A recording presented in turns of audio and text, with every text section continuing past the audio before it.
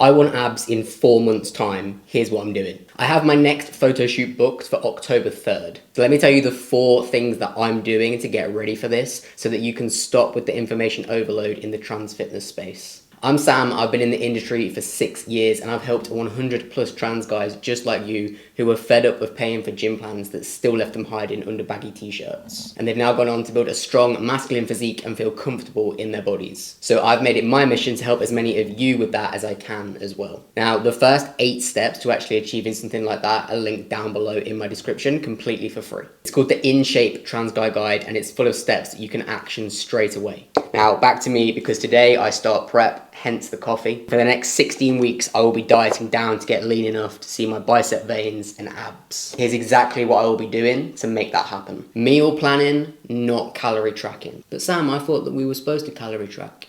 You are, but ahead of time. Like, stop doing it 5 minutes before you eat, or even worse, 5 minutes after you've already eaten. Look, I've been there.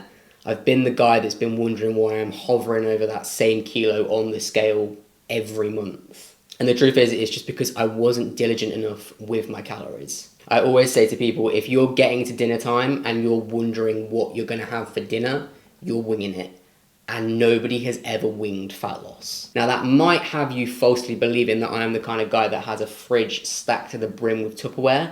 You could not be more wrong. I do not like meal prep. I don't like eating out of Tupperware. I don't want to reheat my food. I just want to have basic, easy, simple, quick meals that I know what I'm going to have and I can just get them cooked and I'll literally be standing in the kitchen for like probably not even 10 minutes because it's just a case of throwing some stuff into the oven. Now don't get me wrong, there are going to be times where I'm going to have to take stuff out in Tupperware and you will too, depending on what your work is and what your social life's like, but the more that you can just have that's fresh but you can just throw in quickly to the oven, the better.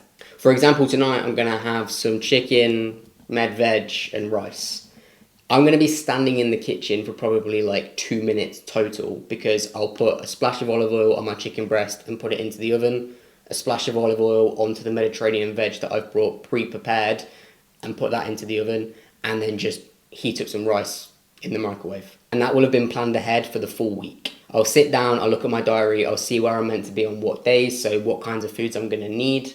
I'll also look through the cupboards to make sure that I'm not wasting stuff and I can use what I've already got. I'll then put some meals together that I know are going to fit into my calories. How diligent I am with that depends on what phase I'm in. Right now, it'll all get tracked ahead of time, so I know that it will fit exactly into my calories. And then that's it. All I have to do on the day is weigh it out and it's ready. So the most important thing here is plan your food ahead of time. And I'm not just talking 5-10 minutes before. I'm not even really talking an hour before. If you can do it the night before, perfect. That's what I'll be doing anyway, and it's what I did last time, and it seemed to work. In at number 2, saying no to things. If there's one phrase that I find myself disagreeing with quite a lot, it's that a diet should be sustainable. Your diet needs to be sustainable enough for you to see it through, but it doesn't need to be sustainable forever. What I'm about to do over the next 4 months is not sustainable long term. I'm gonna go out to restaurants whilst the people that I'm sat with are eating meals, and I'm gonna be sipping on a Diet Coke and not having any food because I'll have eaten before I've gone. I'm gonna take food out and about with me, and I'm gonna say no to basically everything that I'm offered. It's not something that I particularly enjoy doing, but I want the result, and it's worth those 4 months of saying no to things. Personally, I'd rather spend 4 months saying no to basically everything, feeling really hungry, but getting into the best shape of my life, than spending a year losing 2 to 5 kilos, feeling burnt out because I feel like I'm putting in tons of effort, but I'm actually just seeing no return on my investment because when you really zoom in, you're just not doing enough. So actually, sometimes I think it's worth looking at your diet and thinking, is it better to make this less sustainable?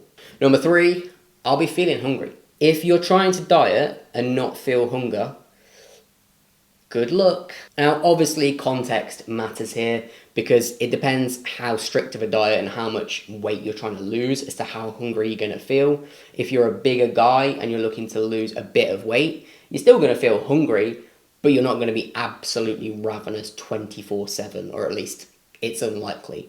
If you're eating enough protein, you're getting enough fiber, and you're bulking out your meals with plenty of veg and salad, you'll probably be good for the most part. You might just feel a bit hungry in the evenings. Someone like myself who's going to be getting absolutely shredded, there's going to be some serious hunger that I've got to sit with. And I'm ready for it and I'm prepared for it and I know that it's worth it. And that's not to say that I'll never cave in, because basically any diet slash prep, it's going to happen. You're not superhuman. You're going to cave in at some point, but you can't be doing that every week. You've got to learn to sit with hunger and learn that doesn't mean that you're dying. It's just your body asking for more food because your body doesn't realize that you're deliberately holding back on food to get a result. In at number 4, I'm going to listen to my coach. I pay him a bunch of money every month. So to hear what he has to say and then go off and do my own thing with my training and my food would be really dumb. But to be honest with you, the main reason that I've picked my coach isn't necessarily about knowledge. Don't get me wrong, he teaches me lots of stuff and that's great, but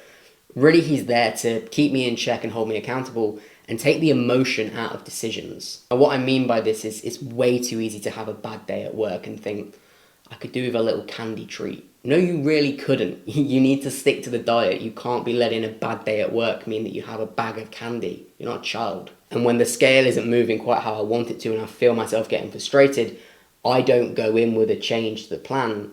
I just let him take the reins. And honestly, it's not until you're deep into a diet that you really feel how beneficial that is, because emotions will get in the way. It doesn't matter what sort of level you're at some point in a diet, you will get frustrated. And it's important that in those moments, you let your coach have the reins, and that's exactly what I'm going to be doing. And that is exactly how, over the next 4 months, I am going to be getting abs. Remember, if you want another 8 tips to go alongside of this video, the In Shape Transglide guide can be downloaded below.